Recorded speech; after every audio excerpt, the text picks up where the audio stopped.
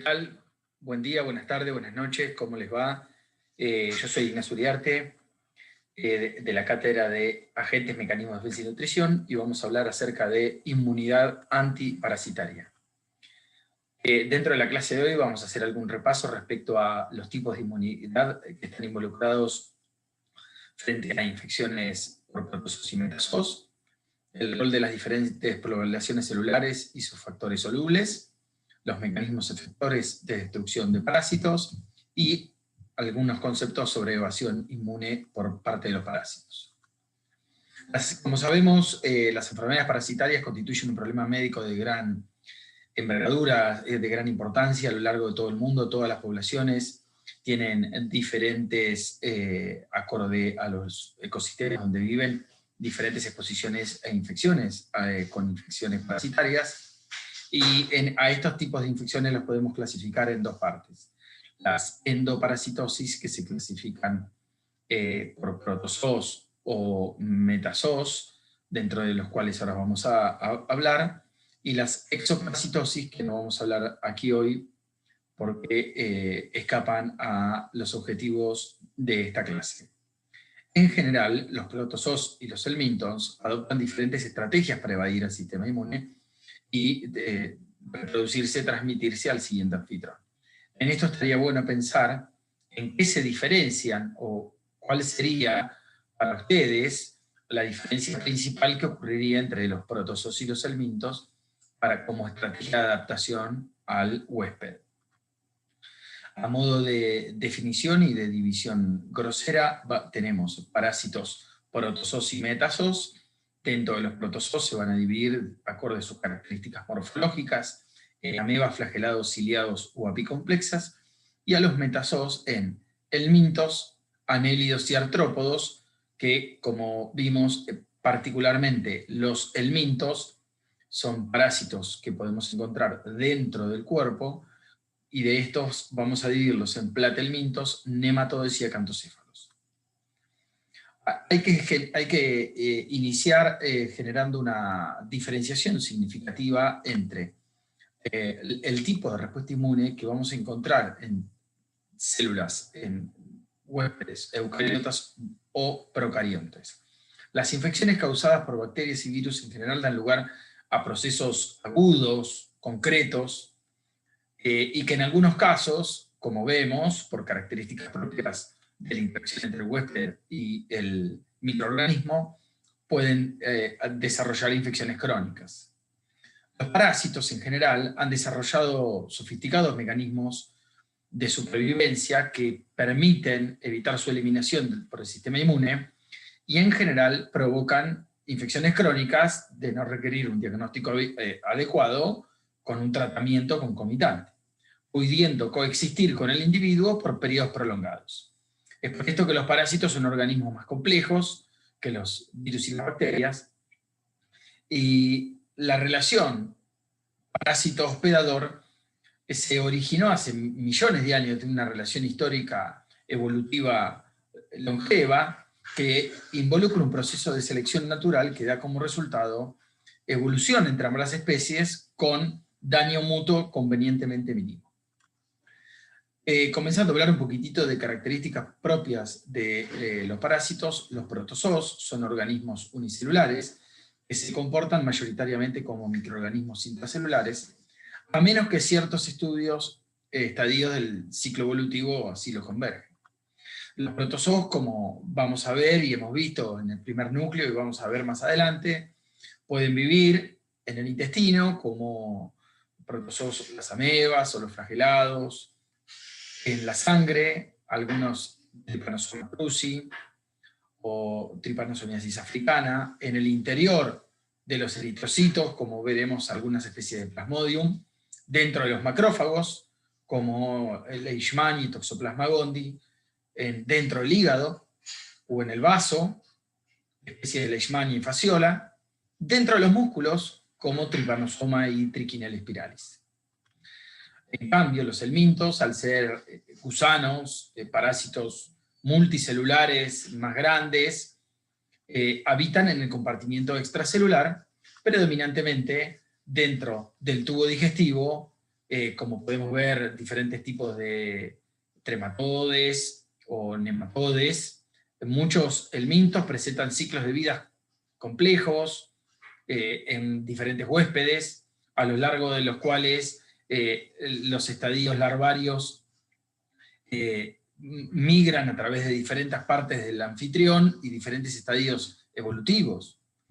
Las larvas de uncinarias y los equistosomas invaden directamente sus anfitriones a través de piel, otros a través de tubo digestivo, y en algunos casos, como filariasis o ciertos tipos de helmintos también, lo hacen a través de vectores. Esto hace que la complejidad y la diversidad estructural y antigénica de estos microorganismos resulten complejas para la adecuada resolución por parte del sistema inmune.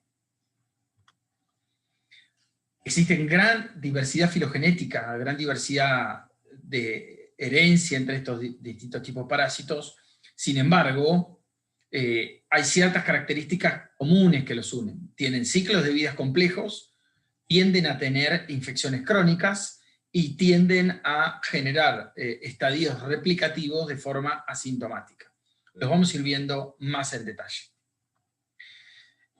La inmunidad innata resulta sine qua non para todos, tanto infecciones por virus, hongos, bacterias y parásitos. El primer eslabón, la primera respuesta, el primer escollo que encuentran estos microorganismos para, como contraparte del huésped para generar un adecuado mecanismo de defensa.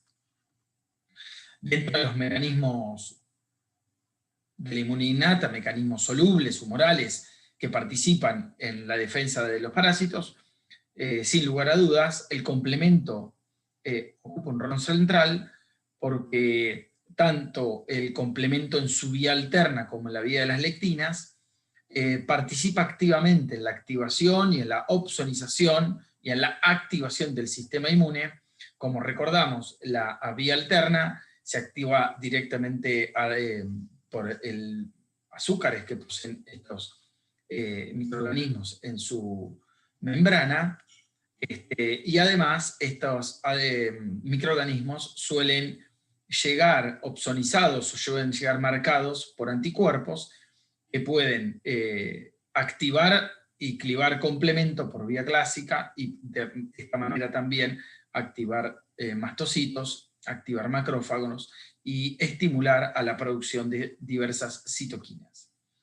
Recordemos que hay células que expresan receptores para C3A y C5A, dentro de los que hacemos un resumen, que son neutrófilos, polimorfonucleares, también monocitos, eosinófilos, monocitos, macrófagos y neutrófilos, que tienen que ver con quimiotaxis, activación celular. La activación celular es importante recordar el inicio del estallido respiratorio, la secreción de enzimas lisosómicas, el incremento de la capacidad fagocítica, el incremento de la expresión de moléculas de clase 1 y clase 2, en los mastocitos particularmente la activación celular, con la estimulación a la degranulación y liberación de histamina y serotonina, la producción de leucotrienos y la estimulación de producción de citoquinas, que como hemos visto en inflamación, es de gran importancia para la limitación de las infecciones por estos microorganismos.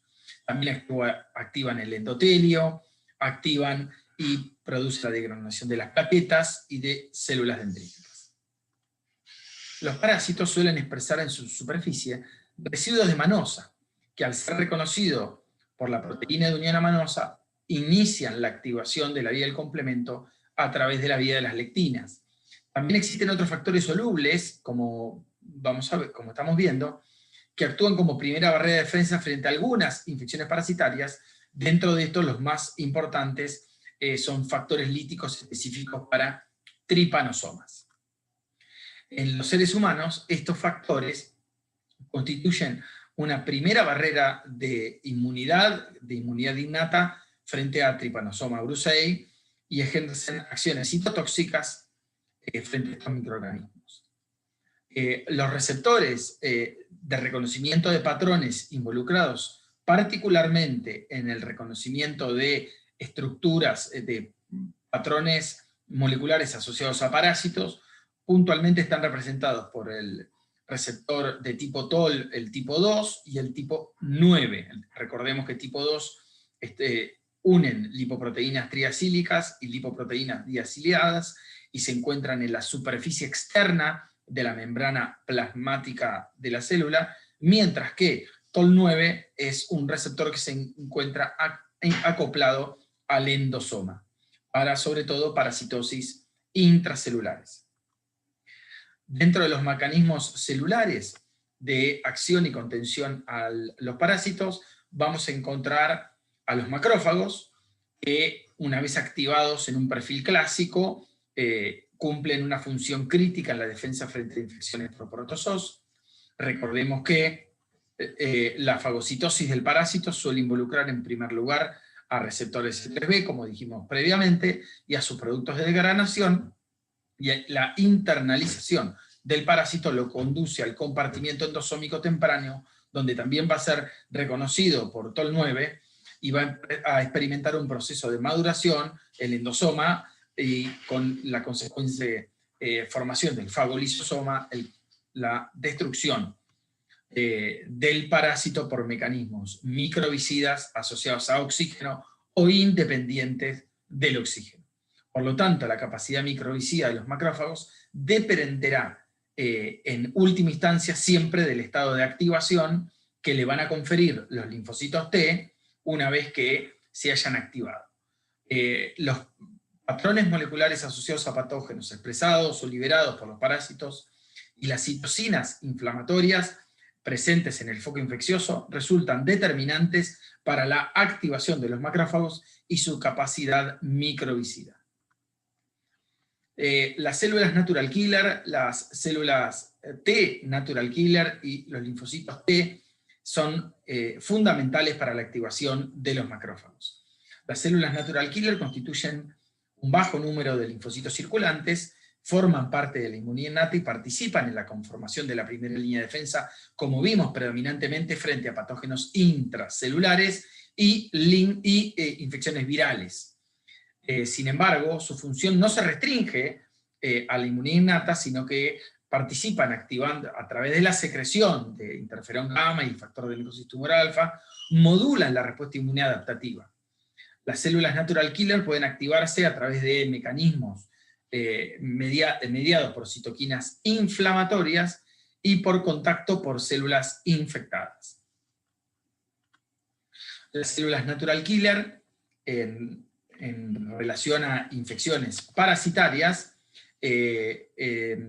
requieren o estimulan a través de la producción de interferón gamma y factor de necrosis tumoral alfa, activan los macrófagos, favorecen la diferenciación de células de linfocitos TCD4 en un perfil TH1, que es importante para mantener la activación del sistema inmune frente a infecciones intracelulares, y además median la apoptosis y la muerte celular programada al destruir células infectadas por protozoo mediante la estimulación de granzimas perforinas y la activación de vía Fas y Fas ligando. En este sentido se resume la citotoxicidad de células natural killer involucrada por mecanismos secretorios y no secretorios. Los mecanismos secretorios son las enzimas y perforinas, y los no secretorios mediado por receptor a través de la activación de la vía de Fas y Fas ligando. Las citocinas propias de este perfil de activación de linfocitos T, CD4, requiere de un perfil de activación necesario para este tipo de acción, que es un perfil TH2. Las citocinas involucradas en la activación TH2 son interleuquina 4 e interleuquina 13, que median activaciones de un perfil de macrófagos alternativo que va a generar una producción de citocinas antiinflamatorias, como son el factor de necrosis tumoral, el de factor de crecimiento transformante beta y la interleuquina 10.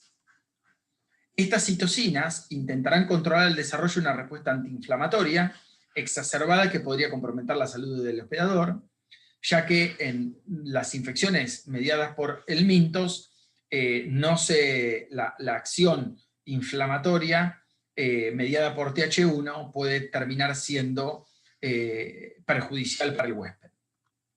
Entonces, entre las citocinas inflamatorias, el interferón gamma presenta la mayor capacidad de activación de macrófago.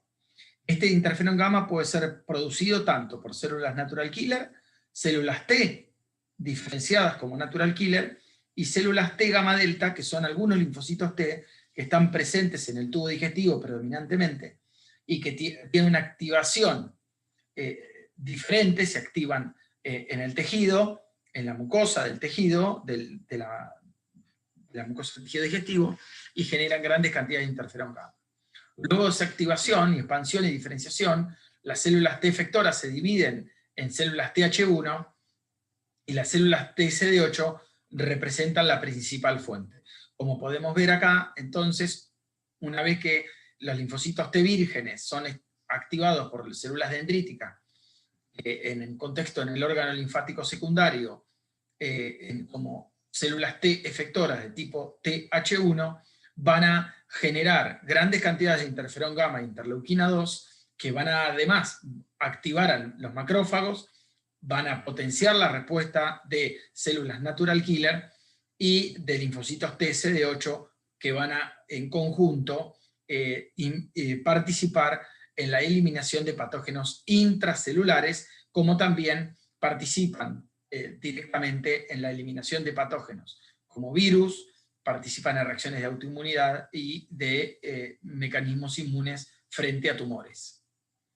Las células NKT son linfocitos T diferenciados como células natural killer que cumplen funciones similares pero requieren otra vía de activación. Los helmintos, a diferencia de los protozoos, el gran tamaño de los helmintos impiden que sean fagocitados. Por lo tanto, en infecciones por helmintos se producen grandes cambios en la fisiología de los macrófagos y requieren inexorablemente una activación de linfocitos T en un perfil Th2. Para esto va a ser necesario también la intervención de los polimorfonucleares eosinófilos. ¿Por qué?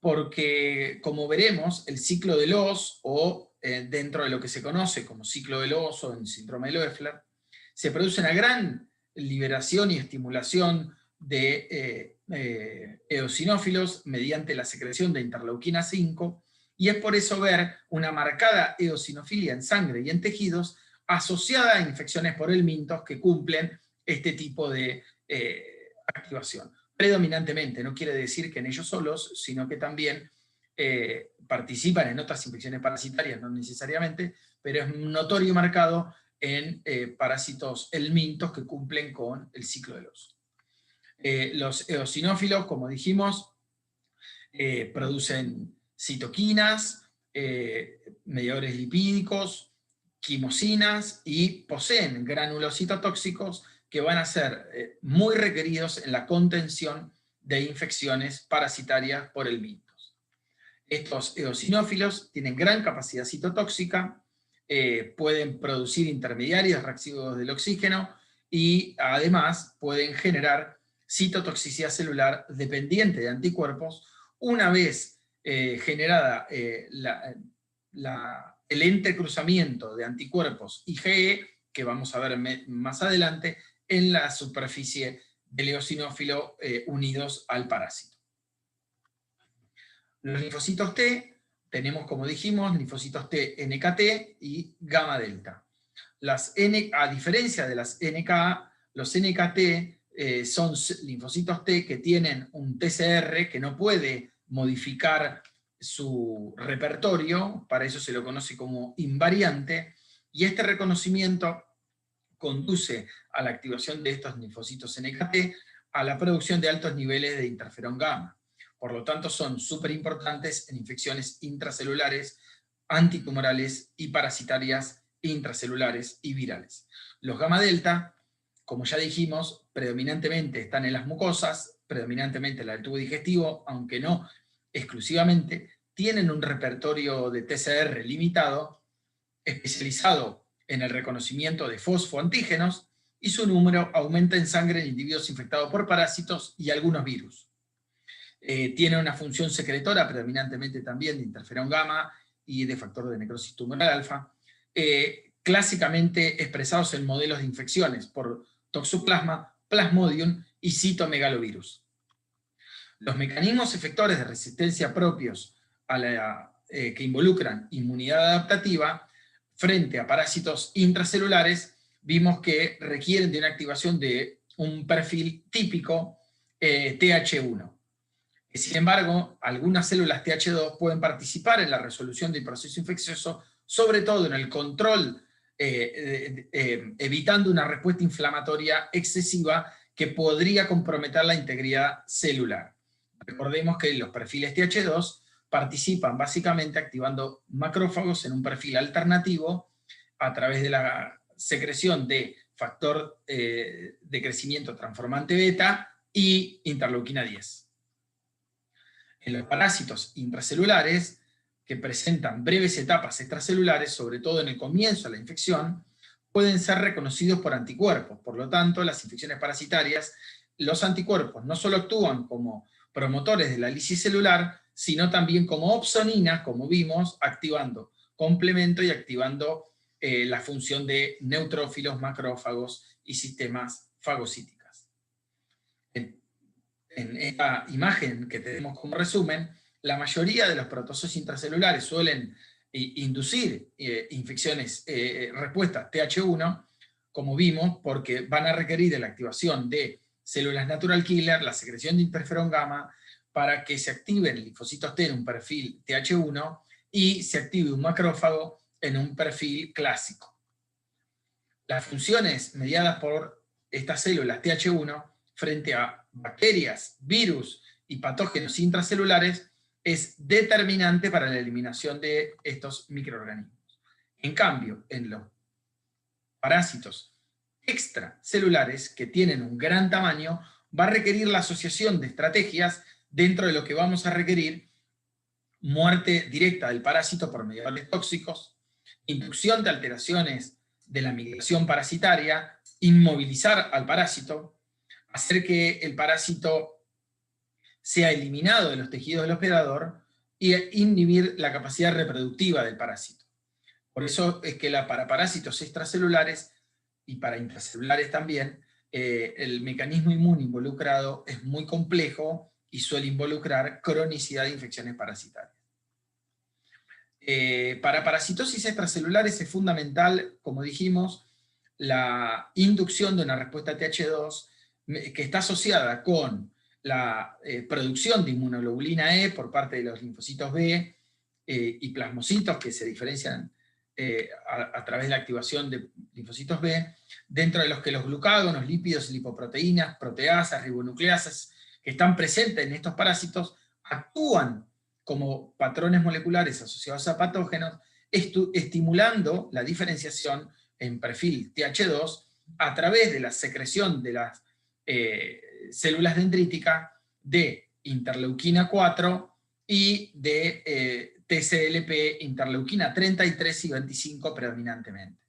Esto va a hacer que se diferencien estos linfocitos T en un perfil TH2, y estos linfocitos T en un perfil TH2 van a secretar grandes cantidades de interleuquina 4 que van a servir para amplificar la respuesta y la diferenciación de linfocitos T en TH2, y L5 para activar y profundizar la activación de eosinófilos y sus funciones, pero también interleuquina 9, 3 y 25, que son interleuquinas que participan directamente en la activación de mastocitos, eosinófilos y otras células involucradas en las eliminaciones de parásitos.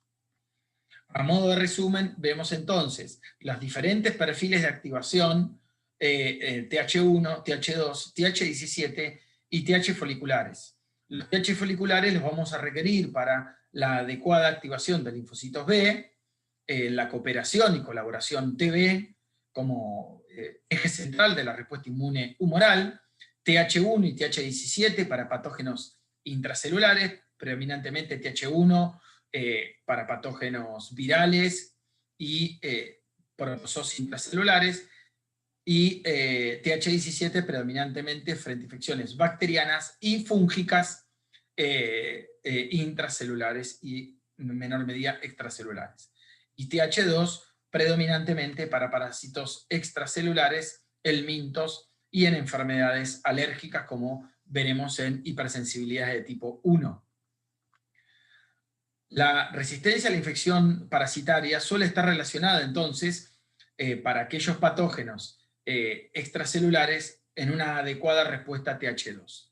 Como vimos, esta respuesta TH2 va a mediar a través de la activación de interleuquina 4 y esta diferenciación de linfocitos T en un perfil TH2 va a generar altos niveles de citoquinas que van a profundizar la activación de células macrófagos en un perfil alternativo, antiinflamatorio, y eosinófilos y mastocitos activando eosinófilos y mastocitos.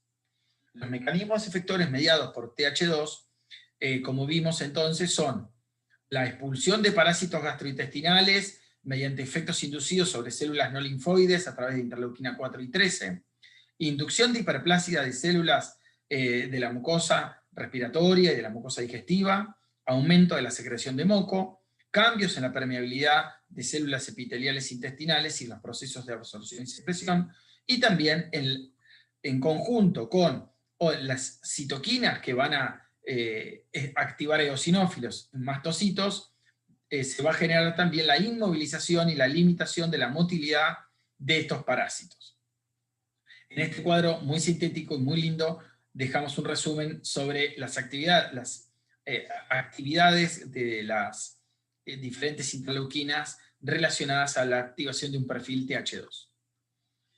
Aquí vemos dentro de la mucosa cómo se activan estas células y qué relación juegan TH1, TH2, inhibiéndose mutuamente, cómo se activan estas células en el tejido de la mucosa, por ejemplo, intestinal, o en el órgano linfático secundario, pero esto es una foto predominantemente una mucosa gastrointestinal, y el rol que juegan en activación entre células dendríticas, linfocitos T vírgenes, linfocitos T que se activan en un perfil TH2, el rol con las células linfoides innatas, que nosotros no las vamos a ver en profundidad, el perfil de citoquinas TH2 y cómo activan diferentes grupos celulares dentro de este tejido.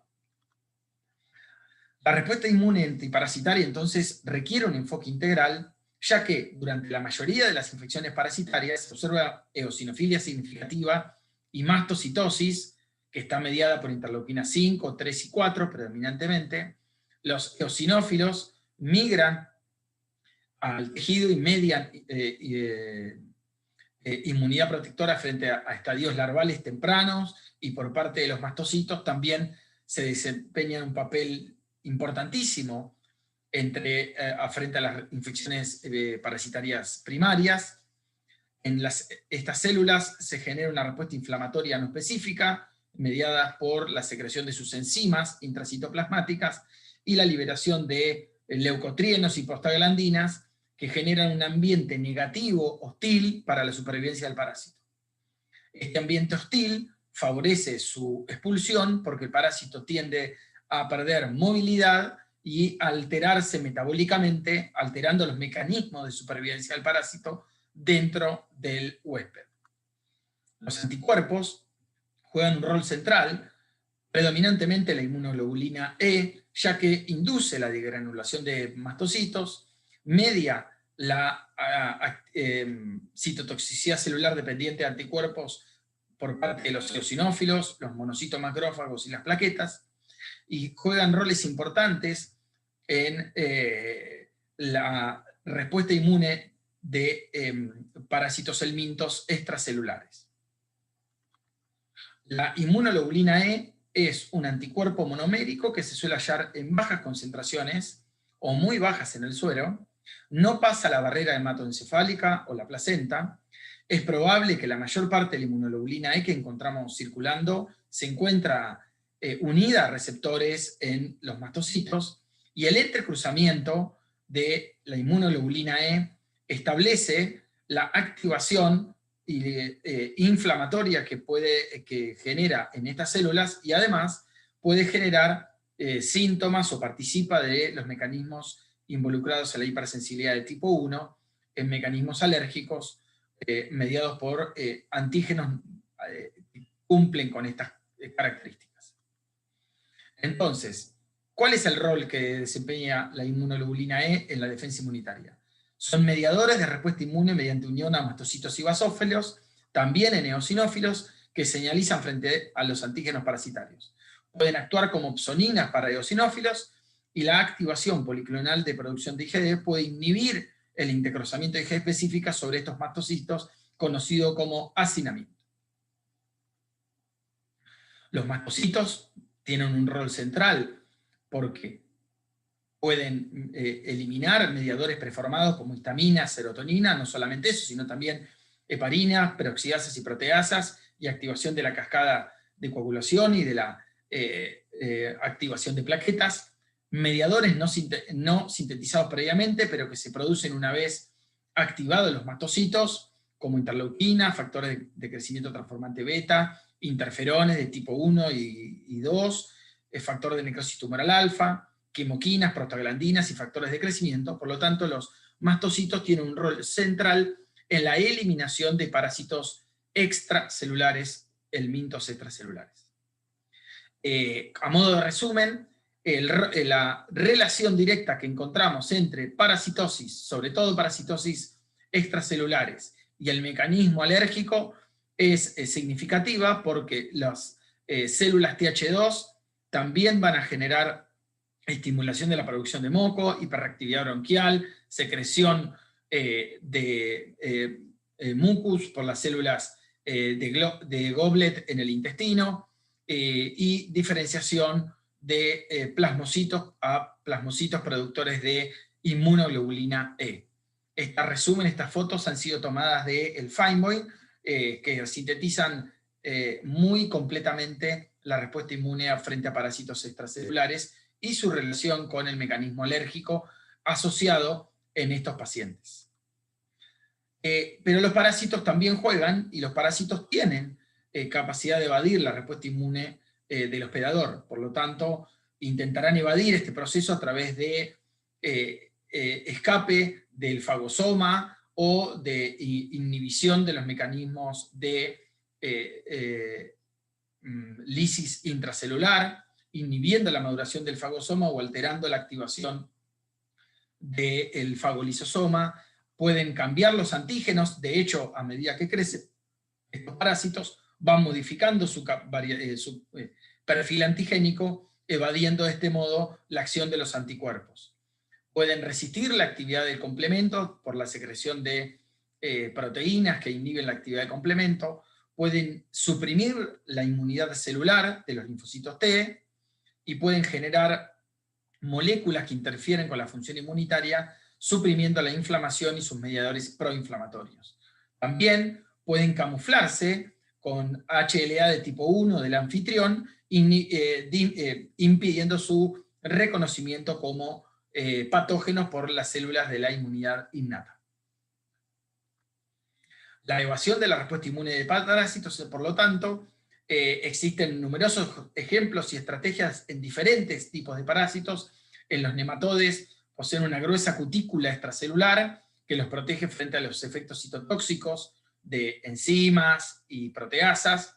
El tegumento de los esquistosomas se engrosa durante el proceso de maduración, que proporciona una protección similar. La cubierta de muchos nematodos se puede desprender de un ataque inmunitario, puede cambiar la piel, como las víboras, por ejemplo, y las tenias impiden el ataque de activación mediante la secreción de proteínas inhibitorias. Acá dejamos un resumen, entonces, de los diferentes parásitos involucrados, sus principales hábitats, el principal mecanismo efector del huésped, del anfitrión, y sus principales sistemas de evasión. Como vemos, la variación antigénica, el secuestro, la supresión de interleuquinas y la inhibición, por lo tanto, de la activación, por ejemplo, del macrófago, el escape al citoplasma, la inducción de células T reguladoras como mecanismo antiinflamatorio, y la inducción y la secreción de citocinas antiinflamatorias son de los principales y más comunes mecanismos de escape del sistema inmune que tienen los parásitos como respuesta al huésped. En resumen, los parásitos estimulan diferentes mecanismos de defensa inmunitaria. Como vimos, no es lo mismo un perfil TH1 que un perfil TH2. Hay que ver a la respuesta inmune como un todo. Las infecciones parasitarias tienden a ser crónicas, afectan a un gran número de personas y hay determinantes socioambientales que así lo permiten. Estas respuestas inmunitarias innatas constituyen la primera línea de defensa de los parásitos, involucrando respuestas TH1 para parásitos intracelulares y TH2 para parásitos extracelulares. Los parásitos tienen muchos mecanismos de escape para evitar ser eliminados por el sistema inmune, y el desarrollo de vacunas efectivas frente a parásitos suele ser muy complejo, porque como vimos, los parásitos migran de tejido, cambian antigénicamente a medida que maduran, e incluso pueden evadir dentro de la célula respuestas inmunitarias. Por lo tanto, las vacunas efectivas frente a estos microorganismos suelen ser muy complejo su generación. Muchas gracias, esperemos que haya servido.